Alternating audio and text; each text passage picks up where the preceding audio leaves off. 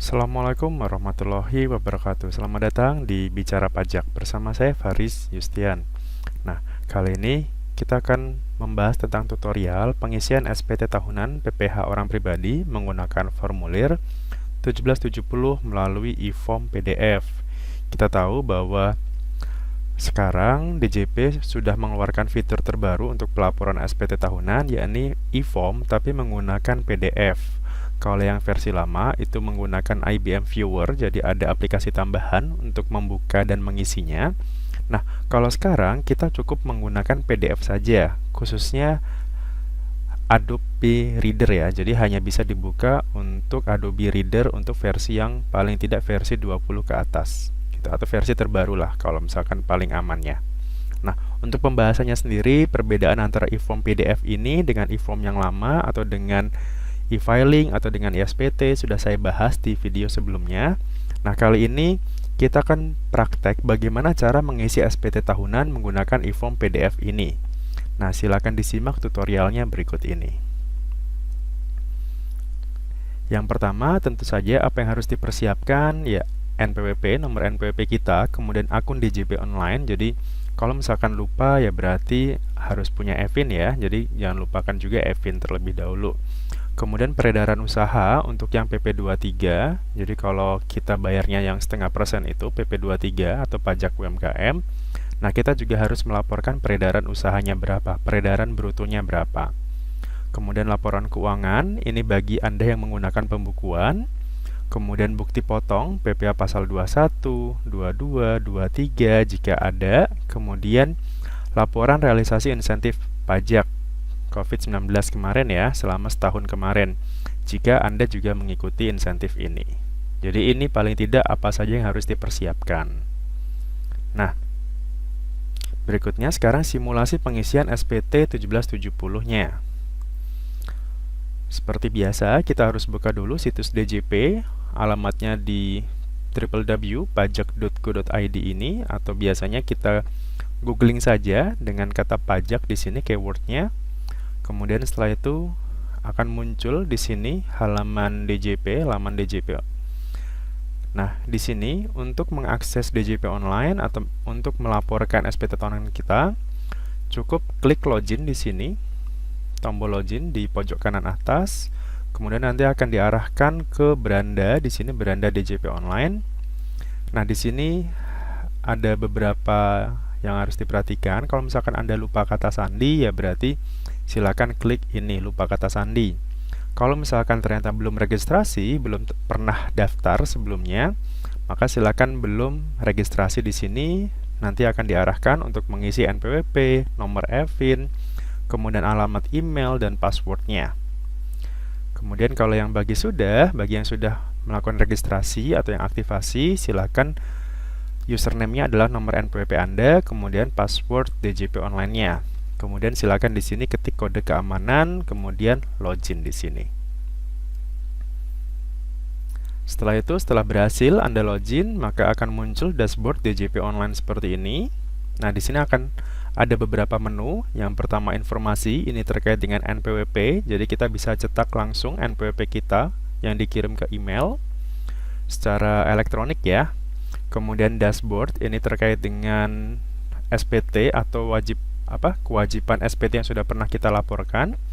Profil berarti ya profil kita sebagai wajib pajak di sini, kemudian alamat, kemudian nomor handphone, kewajiban apa saja. Nah, itu ada di menu profil. Bayar itu berarti kita mau buat kode billing. Jadi kita untuk pembuatan kode billing di menu bayar di sini. Lapor. Nah, di sini kita akan menu lapor nanti. Lapor itu adalah fungsinya tadi untuk melaporkan SPT tahunan, SPT masa, dan seterusnya. Dan layanan, ini adalah layanan-layanan yang diberikan oleh DJP. Semisal Anda mau mengajukan SKF misalkan, atau surat keterangan PP23, atau mau ikut insentif pajak. Nah, semuanya ada di menu layanan ini. Berhubung kita mau lapor SPT tahunan, maka kita pilihnya yang lapor. Nah, dalam menu lapor di sini akan ada tampilan baru, yakni di sini ada e-form PDF versi baru. Jadi versi lama juga masih bisa digunakan. Jadi silahkan Anda mau pilih yang versi terbaru ini atau yang versi lama gitu. Atau kalau misalkan Anda pegawai juga masih bisa menggunakan yang e-filing. Nah, untuk PDF, nah silakan karena kita mau mencoba yang baru di sini, maka kita pilihnya yang e-form PDF ini. Di sini kita klik. Nah, berikutnya akan ada 3 menu di sini, arsip, kemudian buat SPT dan unduh Adobe PDF Reader. Nah, di sini arsip itu fungsinya adalah ketika laporan-laporan kita sudah berhasil kita submit, sudah berhasil kita laporkan, akan muncul di sini. Buat SPT berarti kita akan buat SPT baru. Unduh Adobe PDF Reader itu untuk mengunduh aplikasi Adobe PDF Reader-nya. Nah, kita akan langsung buat SPT-nya.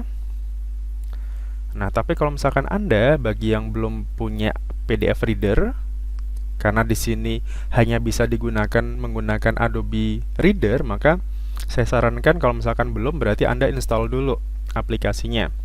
Tapi bagi yang sudah ya langkah ini tidak perlu dilakukan. Dan ini hanya bisa terbaca di Adobe ya. Jadi kalau misalkan Anda punya PDF Reader lain, semisal ada Nitro, ada bawaan dari Windows, maka itu tidak bisa digunakan. Jadi harus Anda install Adobe Reader ini. Seperti biasa, kita klik di sini, kemudian nanti akan langsung diarahkan ke laman Adobe. Di sini Anda diminta untuk beberapa step. Step pertama, Anda diminta untuk memilih operating Windows yang dipakai.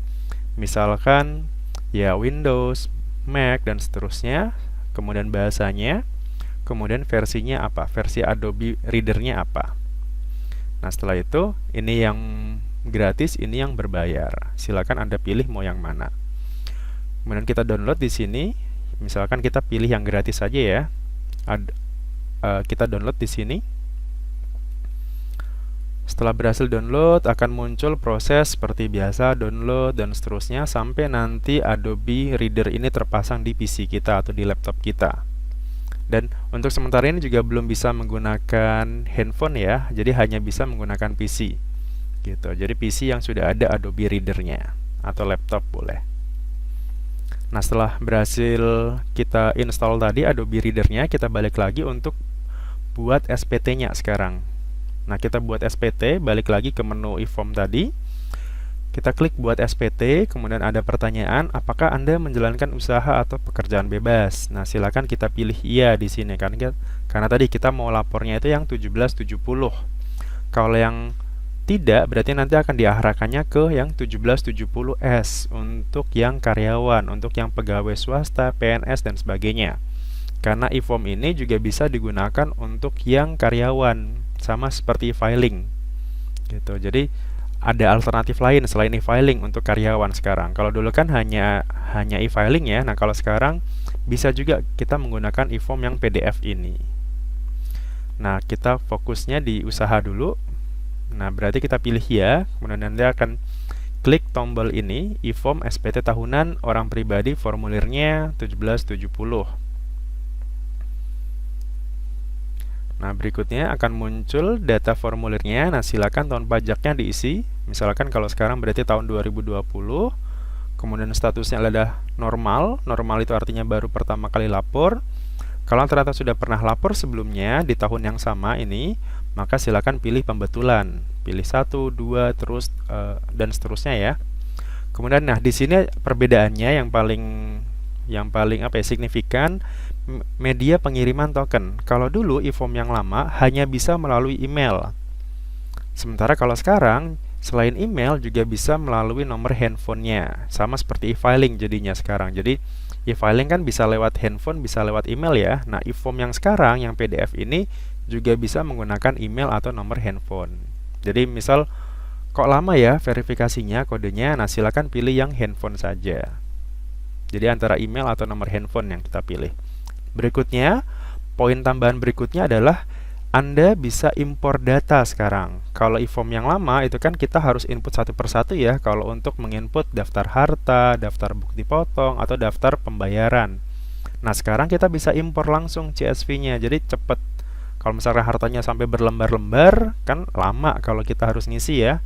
Nah, sekarang kita tinggal impor saja datanya. Jadi di sini tadi tahun pajak, pilih statusnya normal, kemudian lewat email misalkan, atau nomor handphone tadi. Nah, kirim ke permintaan nanti. Tapi sebelum itu kita bahas yang laman CSV ini untuk import CSV-nya.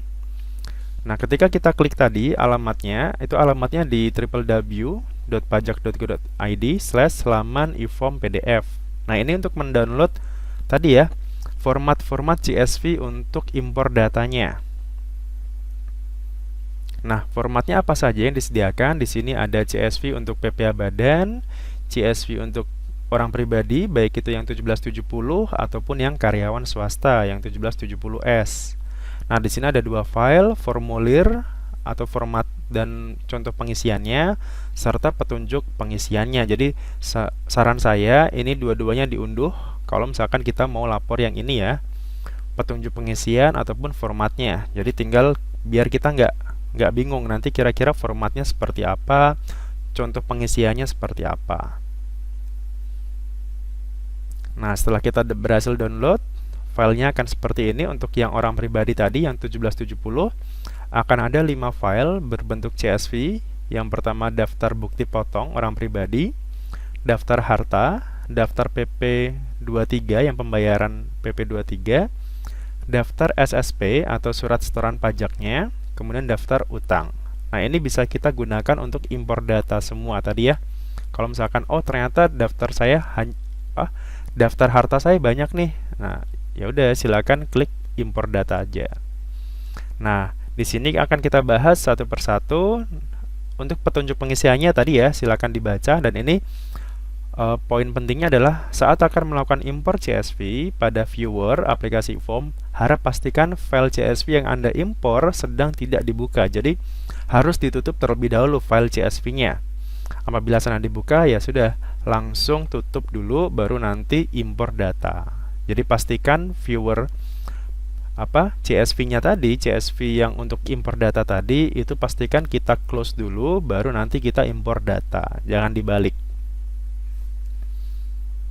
Nah, ini adalah kita download satu persatu ya, saya jelaskan. Nah, ini untuk yang daftar harta, CSV daftar harta itu akan ada ada sekitar 5 kolom. Yang pertama kode harta. Nah, kode harta ini defaultnya itu harus 3 digit. Jadi kalau misalkan di sini 11 gitu ya.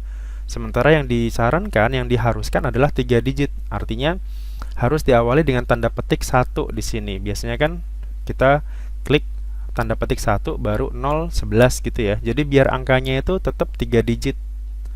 Jadi kalau 11 ya berarti 0 11. Kalau misalkan 043 ya berarti di depannya dikasih tanda petik kemudian angka 0. Jadi pastikan di sini adalah kode hartanya 3 digit. Nama hartanya ya bisa disesuaikan, misalkan ada uang tunai, kendaraan, mobil, motor, handphone, sepeda dan seterusnya. Kan kemarin juga sempat ramai ya kalau sepeda itu harus dilaporkan, karena kan ya nilai sepeda sekarang kan mahal-mahal kan, nggak mungkin itu nggak dilaporkan gitu loh, sayang. Karena itu termasuk harta juga gitu. Ya walaupun itu nggak ada pajaknya kan, cukup dilaporkan saja sebenarnya. Jadi nggak usah mikir bahwa kok dipajaki, nggak, harta itu cukup dilaporkan, bukan untuk dipajaki. Nah, untuk tahun perolehannya berarti ya disesuaikan aja tahunnya biasa, ini digitnya 2017 misalkan, jadi nggak perlu pakai tanda petik lagi, jadi langsung. Nah, untuk harga perolehan, nah di sini harus diisi angka saja tanpa ada titik, koma ataupun rupiah ataupun mata uang ya. Jadi misalkan di sini 9 juta, ya sudah ditulis aja 9.000 dan seterusnya gitu. Jadi tanpa tanda tanpa koma, tanpa titik, tanpa tanda mata uang gitu. Jadi langsung aja. Untuk keterangan ya silakan diisi, misalkan keterangannya apa? Misalkan kendaraan berarti ditulis nomor BPKB-nya.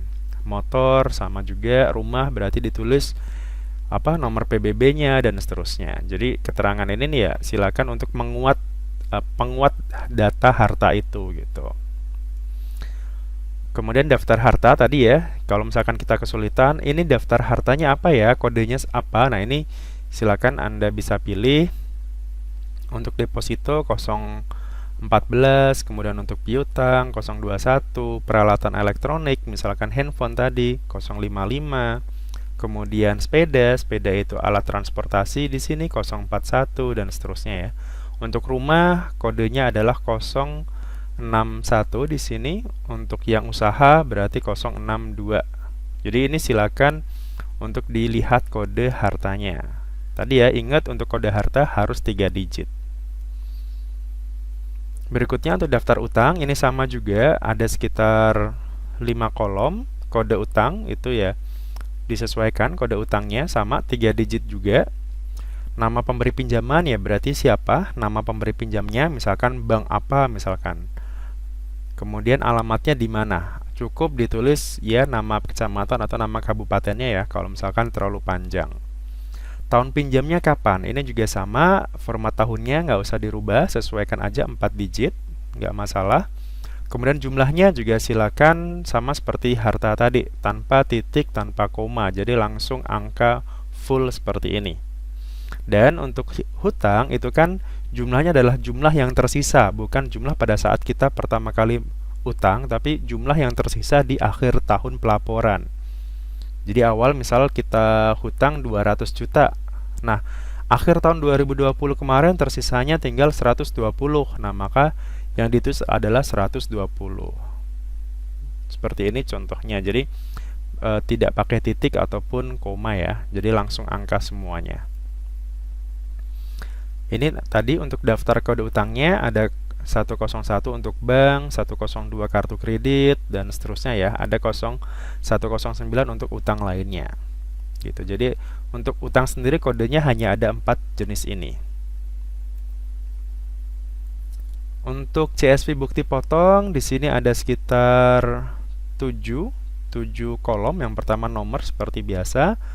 Nama pemotong ditulis seperti biasa, NPWP. Nah, NPWP juga sama tadi.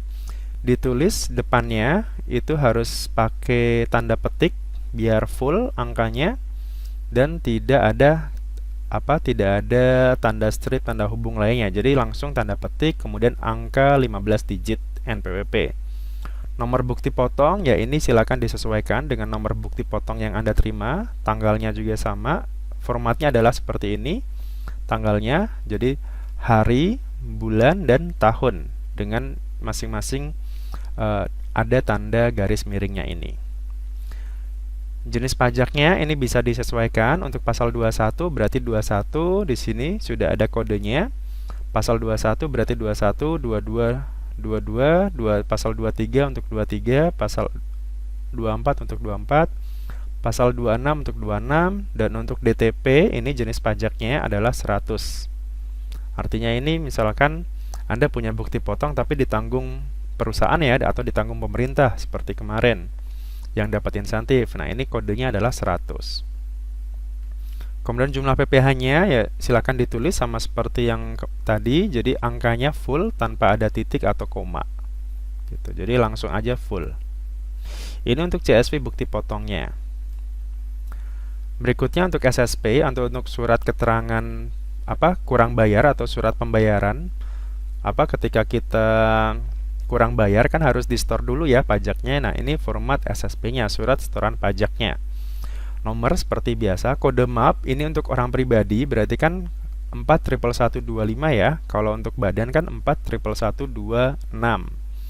Untuk kode jenis setorannya karena dia tahunan berarti di sini pilihnya adalah 200. Ingat, jadi kalau tahunan itu kode setorannya, kode kurang bayarnya adalah 200. NTPN seperti biasa.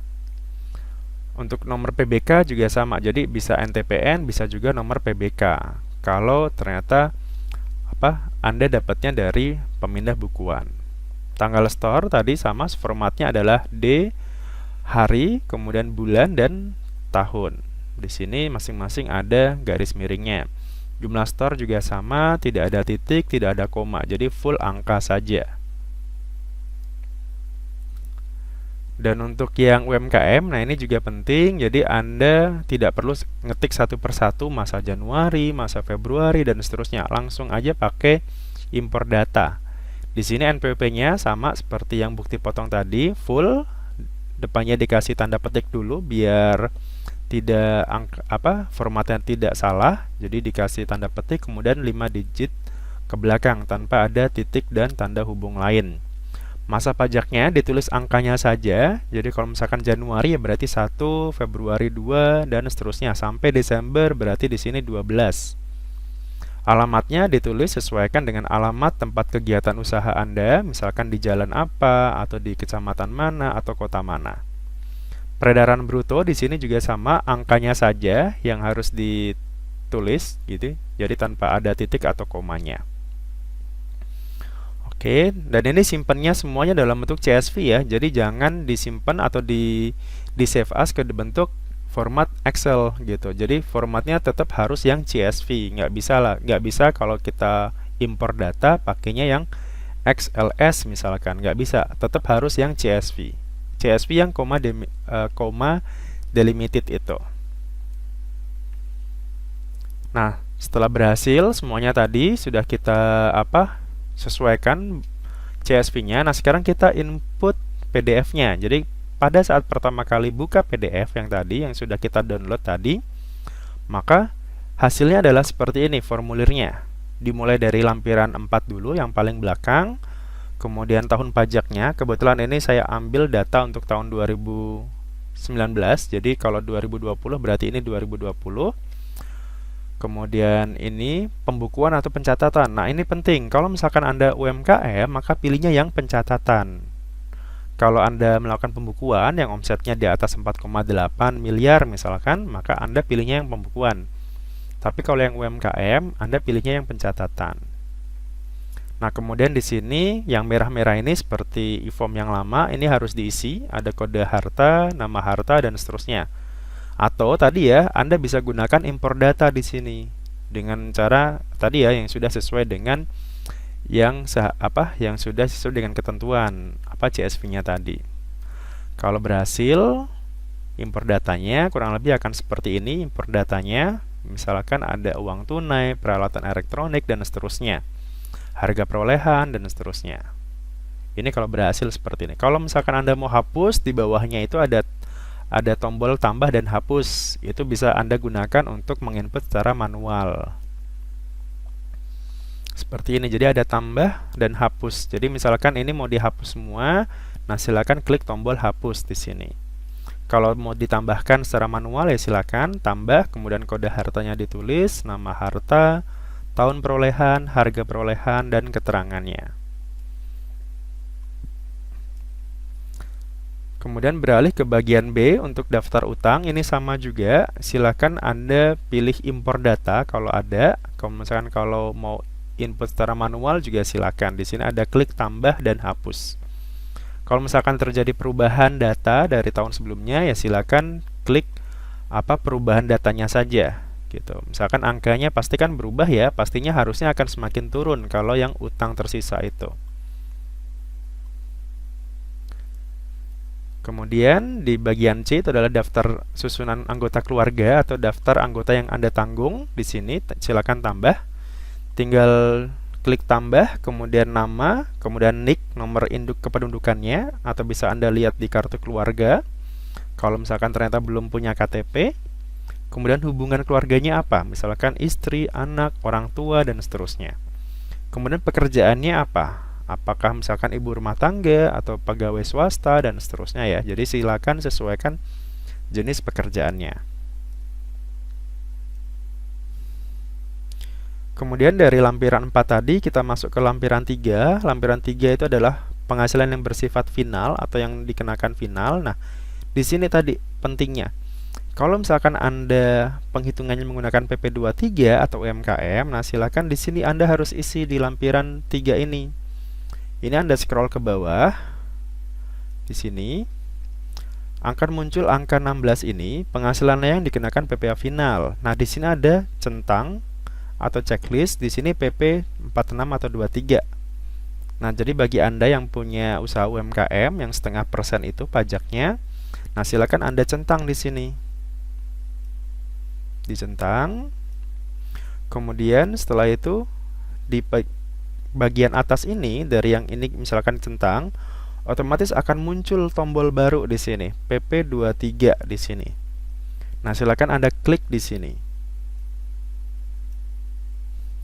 Setelah itu akan muncul tampilan seperti ini. Nah, di sini Anda bisa langsung impor data tadi yang masa pajak tadi ya, yang dari Januari sampai November Januari sampai Desember tadi gitu. Jadi ya daripada harus ketik satu persatu kan, klik tambah, tambah dan seterusnya. Ini lebih cepat.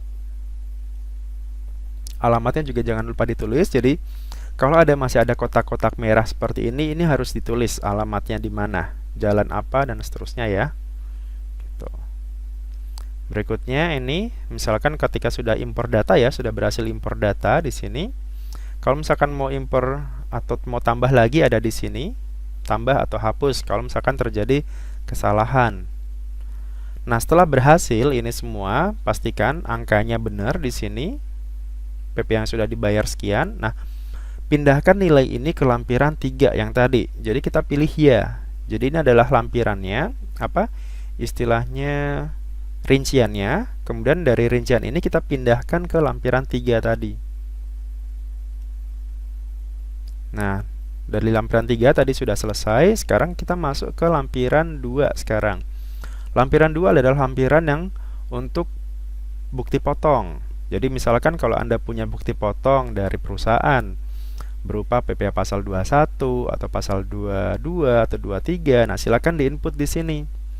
Sama, ini Anda bisa lakukan impor data tadi ya, ada nama pemotong, NPWP, bukti, tanggal, jenisnya tadi ya ada 21, 22 dan seterusnya, kemudian jumlah yang dipotong berapa.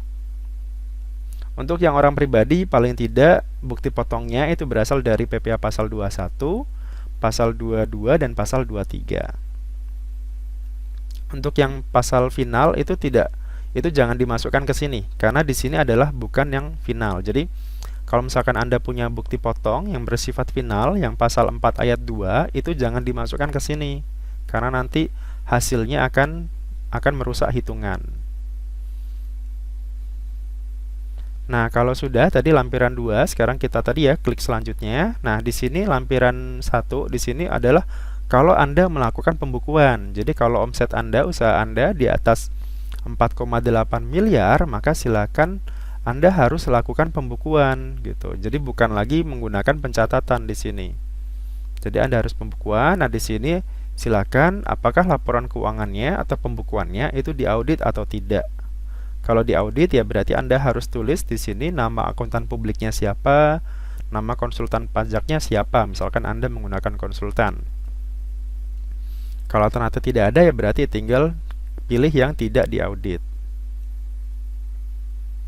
Kemudian di sini ini adalah rincian tadi ya yang masih dari lampiran 1 tadi, ini adalah rincian biaya, pendapatan dan seterusnya dari pembukuan Anda. Jadi ini angka ini disalin dari laporan laba rugi Anda, laporan pembukuan Anda, peredaran usaha, HPP, biaya dan seterusnya. Sampai nanti akan ada koreksi fiskal kalau ada di sini.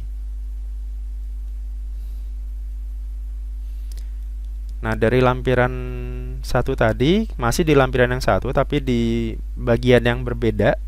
Nah, untuk yang bagian ini, bagian B adalah penghasilan neto dalam negeri sehubungan dengan usaha atau pekerjaan bebas yang menggunakan norma di sini.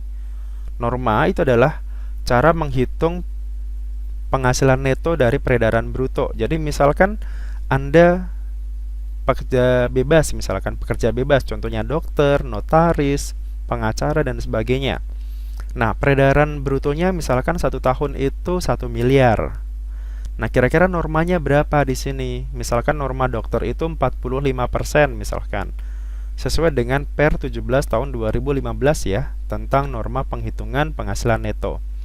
Nah, di situ berapa normanya? Misalkan tadi 45%, berarti dari 1 miliar penghasilan bersihnya itu sebesar 450 gitu. Jadi norma itu ya perkiraan penghasilan neto, penghasilan bersihnya berapa. Beda dengan pembukuan ya. Kalau pembukuan kan dirinci biaya-biayanya tadi. Tapi kalau norma ya udah, Pak saya pakai norma ya sudah, perkiraan penghitungan bersihnya berapa. Jadi harus ikut sesuai dengan aturan di Per 17 ini. Itu tadi bagian B. Nah, sekarang bagian C adalah penghasilan neto sehubungan dengan pekerjaan. Ini contohnya kalau misalkan Anda ya tadi ya ada pegawai, misalkan pegawai di bank, pegawai di asuransi dan sebagainya yang bersifat tetap ya, pekerjaannya jadi pegawai tetap. Nah, Anda input di sini bukti potongnya. Kan biasanya Anda punya, ya kalau PNS itu kan berarti 1721A2. Kalau swasta itu namanya 1721A1 gitu. Nah, angka-angka itu masukkan ke sini. Jadi nama pemberi kerjanya siapa, NPWP-nya di apa, namanya, penghasilan brutonya dari bukti potong tadi ya, penghasilan bruto atau penghasilan kotornya, pengurangnya berapa kalau ada di sini ditulis, kemudian penghasilan neto berarti penghasilan bruto dikurangkan dengan pengurang penghasilan bruto ini. Jadi bruto dikurangi pengurang, hasilnya adalah penghasilan neto. Ini harus diisi. Tapi kalau misalkan Anda tadi ya usahanya hanya dari UMKM, ya sudah, ini abaikan saja berarti. Kemudian bagian D ini adalah penghasilan lain-lain yang Anda terima. Misalkan dalam 1 tahun kemarin Anda punya penghasilan berupa bunga, royalti, sewa, ini selain tanah dan bangunan, kemudian penghargaan dan hadiah, kemudian keuntungan dari penjualan harta atau penghasilan lainnya. Ini ditulis semua. Kalau ternyata nggak ada, ya berarti ini abaikan saja ini.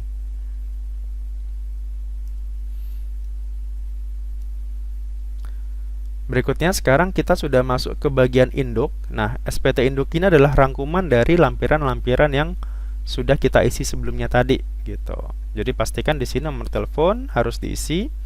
Status kewajibannya di sini ada KK, HB.